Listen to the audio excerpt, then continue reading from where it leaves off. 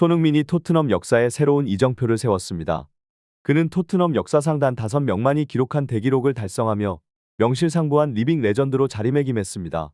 토트넘은 5월 22일 영국 셰필드의 브레몰 레인에서 열린 2023-2024 시즌 프리미어리그 38라운드에서 셰필드 유나이티드를 3-0으로 완파하며 리그 5위를 확정지었고 다음 시즌 유로파리그 진출을 확정했습니다.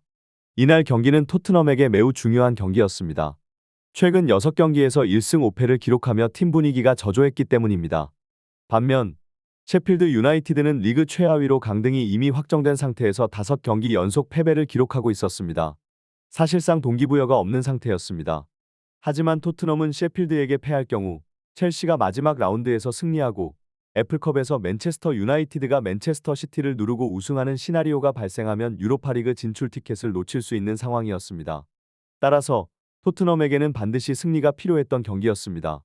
영국 현지 축구 기자들은 셰필드전을 앞두고 열린 공식 기자회견에서 포스테코글루 감독에게 도발적인 질문을 던졌습니다.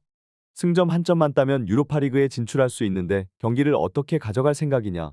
는 조롱 섞인 질문에 포스테코글루 감독은 나는 이 경기에서 반드시 이겨 5위를 확정지을 것이다.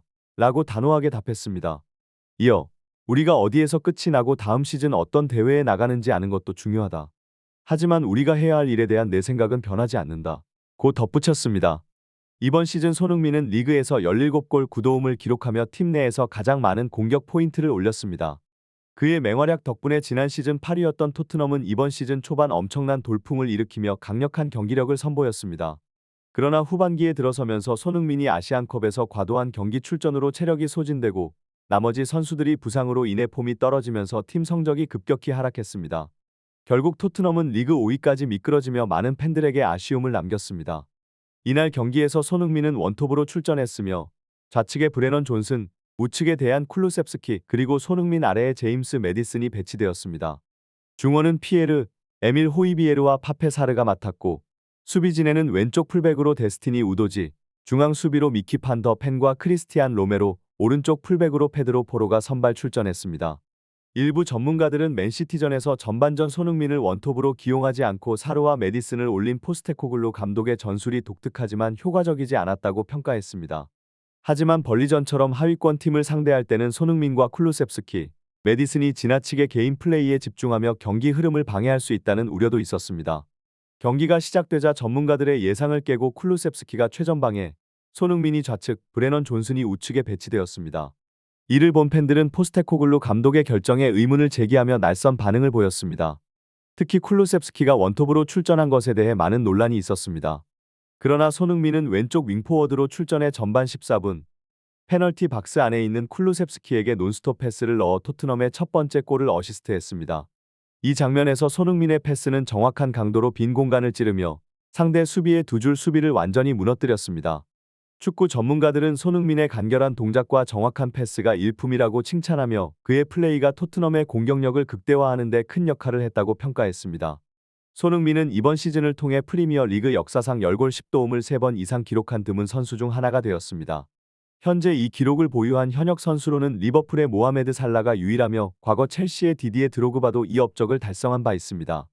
맨체스터 유나이티드의 전설 에릭 칸토나와 첼시의 프랭크 램파드는 각각 4번, 웨인 루니는 5번이나 10골 10도움을 기록했습니다. 토트넘 역사에서 이 기록을 3번 달성한 선수는 손흥민이 최초이며 해리 케인, 루카 모드리치, 가레스 베일도 이 기록을 달성하지 못했습니다. 이러한 뛰어난 성과에도 불구하고 많은 축구 팬들은 최근 토트넘의 부진한 성적에 실망을 표하고 있습니다.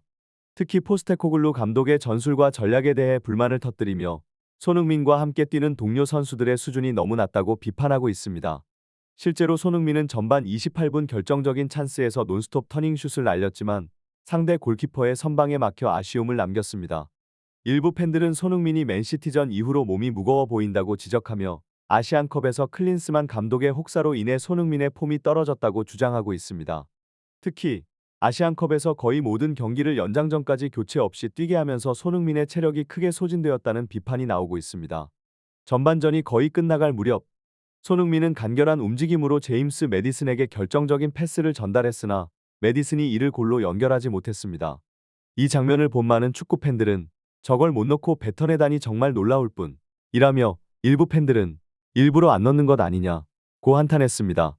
일부 전문가들은 포스테코글루 감독이 수비수 영입에서는 성공적이었으나 공격진 영입에서는 이번 시즌 모두 실패했다고 평가했습니다. 특히 메디슨에 대해 레스터 시티 시절부터 슛 난사와 골 결정력이 좋지 않았으며 이기적인 플레이로 팀의 강등에 영향을 미쳤던 선수라고 지적했습니다. 포스테코글루 감독이 그를 창의적인 미드필더로 영입한 결정에 대해서도 비판을 가하며 원래 그런 선수에게 이타적인 플레이를 요구하는 것은 무리라고 평가했습니다. 손흥민은 전반전 동안 박스 네터치 5회와 빅찬스 2회를 만들어내며 맹활약했지만 토트넘은 전반전을 1-0으로 마쳤습니다. 경기 중계를 맡은 중계진은 토트넘이 셰필드를 너무 얕잡아 보고 경기를 하고 있다 고 지적하며 더 밀어붙여 추가 골을 만들어야 한다 고 강조했습니다.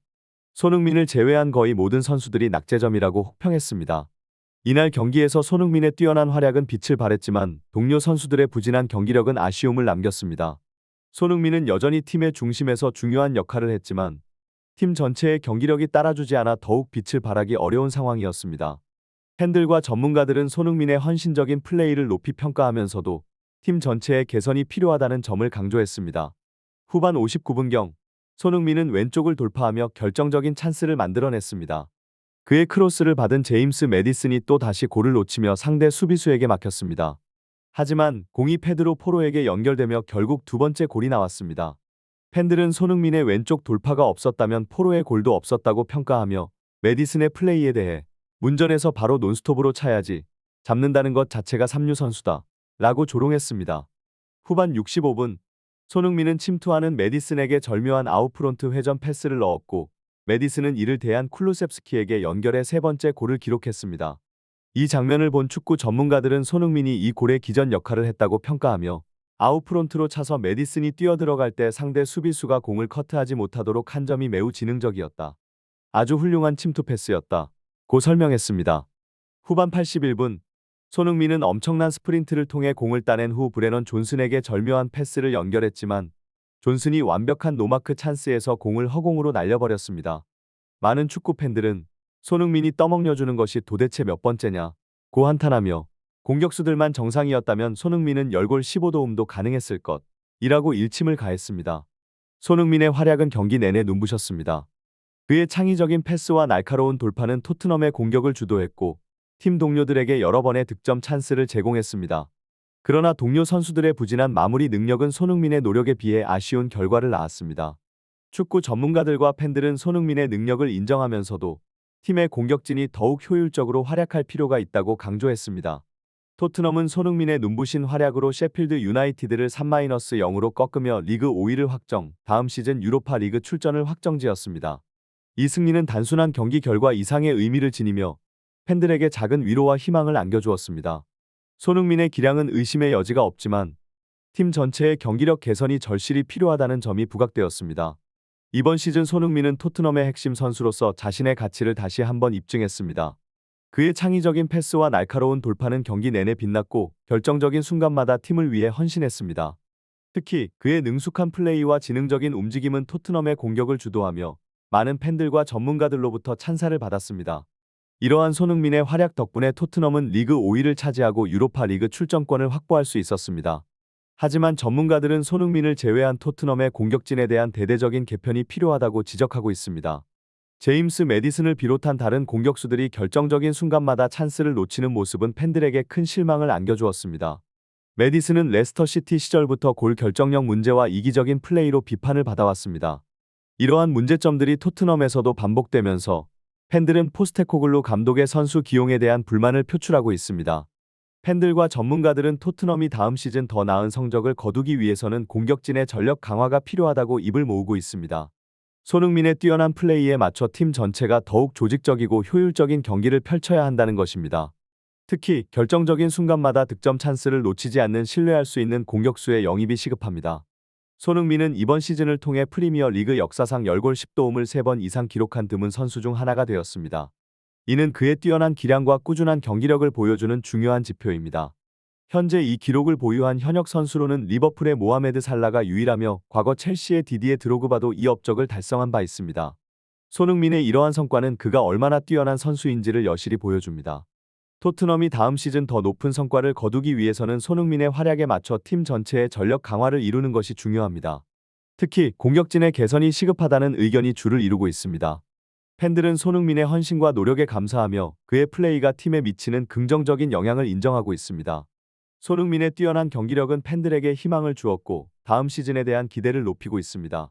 구독 및 멤버십 가입은 더 나은 영상 제작에 큰 도움이 되며 여러분의 성원은 우리의 열정을 타오르게 합니다. 앞으로도 손흥민과 토트넘의 활약을 기대하며 더욱 심층적이고 풍부한 콘텐츠로 찾아뵙겠습니다.